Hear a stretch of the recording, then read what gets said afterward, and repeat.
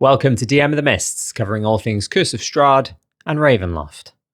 With The Horrors Within coming out soon, I can see there being renewed interest for Ravenloft, obviously, but also Curse of Strahd as well. I can see DMs saying, I really want to run Curse of Strahd again. And I can even see players saying, I really want to play Curse of Strahd again as well. Not sure I'd want to do that personally. I think I'd want to play something brand new to me than replay a module for a second time, but some people may want to do that. Might include someone who started it and the group fizzled out, and want to try and get and see if they can get through it all and complete it this time. Or maybe one that ended prematurely in a TPK and they didn't get to defeat Strahd. So in this video, I'm going to talk about how you can mix things up for players who've played it before, either in part or in full. Rules as written and straight out of the book, Curse of Strahd is great for replayability because of the Turoku reading. The three items can end up in different locations. They could have a different ally this time, and the final battle with Strahd can be in a different part of Castle Ravenloft. This is all assuming you run it rules as written and don't rig or stack the reading, although even then you could just rig and stack the reading differently.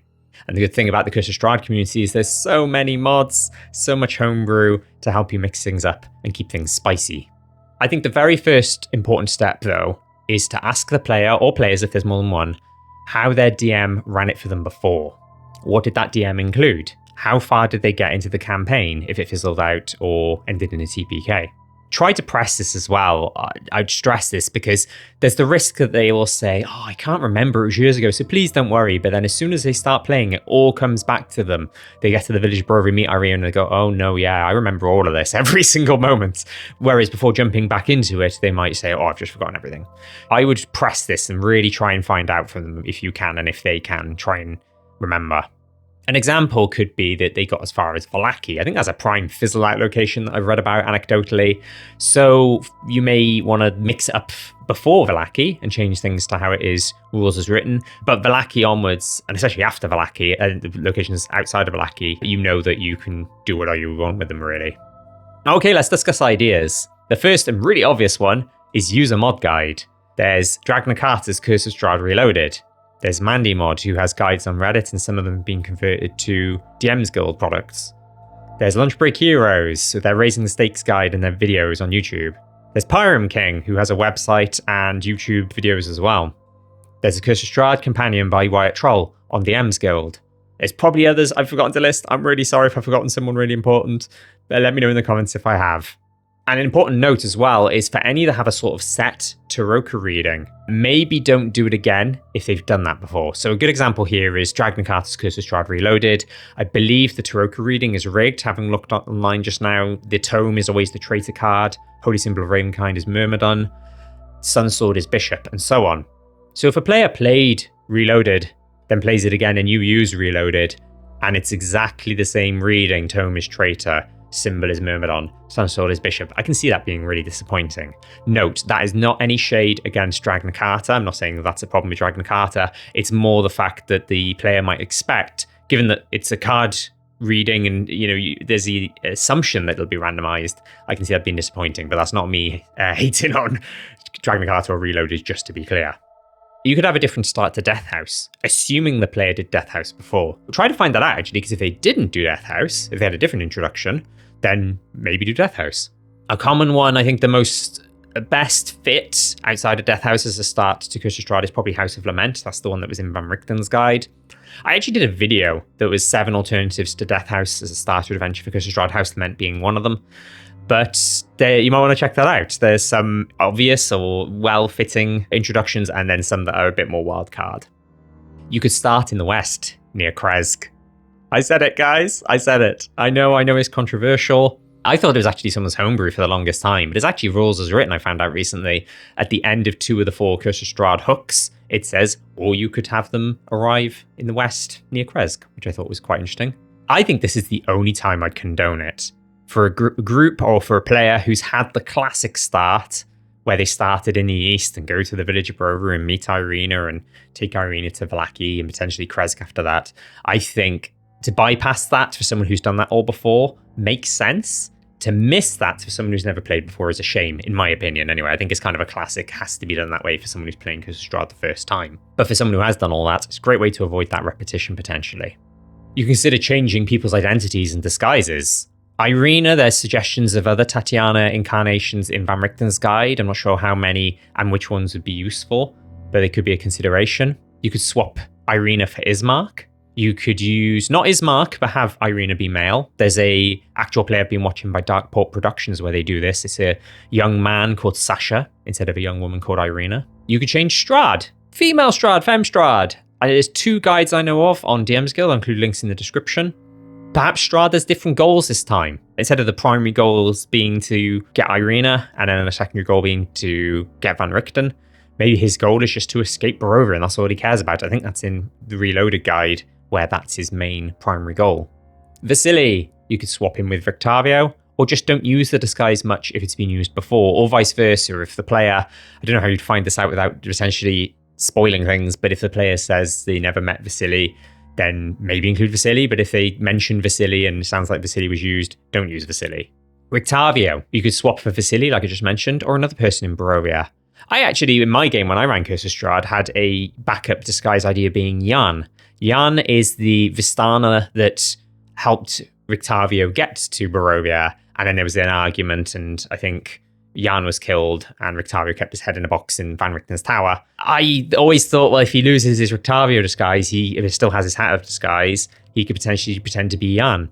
And I think that'd be a great reveal later on, if and when they find the box in Van Richten's tower and they see Jan's head, but then they see this guy walking around being Jan. I just think that'd be really good. You could introduce other Ravenloft NPCs. Instead of Esmeralda, maybe the Weathermaid Foxgrove twins. They're 2 other Van Richten proteges. Maybe they've gone to Barovia instead.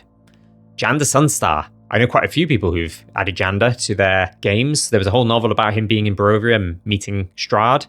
I think he's a great character, great NPC. Potentially consider adding Jander in the mix. You could even have maybe Erasmus Van Richten. That's Rudolf Van Richten's teenage son as a ghost. They're haunting Rictavio / Van Richten. You could have the player be a PC from a past adventuring party. This makes sense if it's someone who's played before and knows some stuff.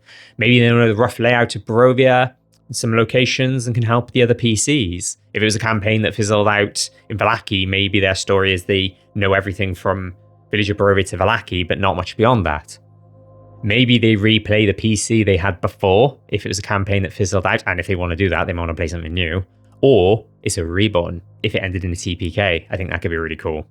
Conversely, you could go with the classic trope of the low intelligence, low wisdom, quiet type PC, which can help to avoid metagaming. They're not much of a talker. They let other people do decisions. I had an idea once for an intelligence 6 barbarian that pretty much was like this. They just went along for the ride, kept their mouth shut, and just hit things with an axe when you rolled initiative.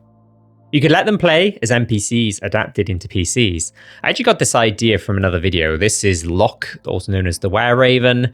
They do Ravenloft and Curse of Strahd videos like me, and they did 2 videos. One was interviewing DMs who'd run Curse of Strahd, and another was interviewing players who'd been players of Curse of Strahd. And in the players one of the players said that they had an experience where their DM ran it, where they played as different NPCs. I think that's a really great idea. I'll include links to both those videos in the description. They're long, they're like hours long, interviews with multiple DMs and players, but it's really interesting and worth watching. You can play as Van Richten, Esmeralda, Weathermaid Foxgrove twins, different members of the Martikov family, but adapted as PC character sheets. I think half the fun would be statting them and deciding what class or subclass or even multi-class he could be. I think that'd be so much fun to do. Or you could do a Ravenloft campaign instead. I might be a bit biased, because I've spent the last nearly 4 years running one as a sequel to Curse of Strahd. But instead of doing Curse of Strahd and they see some of the same stuff before, you could do a Ravenloft campaign with info from Van Richten's guide and the upcoming The Horrors Within book. You could even include Barovia and Strahd as a pit stop during that domain hopping campaign, rather than doing Curse of Strahd in the sort of classic ways intended. They actually did this in Ravenloft Misthunters. This is the Adventurers League stuff they released a few years ago, in coinciding with Van Richten's guide. Some of the modules, they go to Barovia for a bit and then leave again. They go to the Amber Temple. Part 2 is coming soon, but I've done a part 1 of the Ravenloft Misthunters modules where I cover those modules if you want to find out more. What else? Let me know in the comments. Give me your ideas. I would love to hear things you've done or things you think could work well for if you're running Curse of Strahd for a second time plus player. Upcoming videos on the Curse of Strahd front. I've teased about it a lot. I will do the Babala Saga video soon, I promise. I was going to do a video about the consorts. What I think I might do instead is, because I was going to mostly talk about the DM's Guild resource, Real Housewives of Ravenloft, and the stat blocks in there. I might treat it as like a double whammy where I talk about the consorts, but also do an overview of that resource all in one. I want to do a video talking about PC backstories and how you should or maybe shouldn't tie them into Barovia. And on the Ravenloft front, because I also do Ravenloft videos, I'm going to do Ravenloft Mist Hunters Part 2, as mentioned. And I really want to do more of the Horrors Within videos. I got one or two ideas of one or two more videos I can do before it comes out. And then when it comes out in June, I'll probably be doing lots of videos about that. Please subscribe if you haven't already. I've also got a membership where I do members-only videos. Members sometimes get access to videos a day or two early. There's badges, there's custom emoji I'm getting designed of different Ravenloft NPCs. The more members I get, the more I can get done. You get discounts on my DM's Guild resources, one of which is really handy for Curse of Strahd. It's my most popular one out of the 3 I've done so far. I've got an idea for a 4th, and other perks as well. And we'll leave it there. Thanks for watching.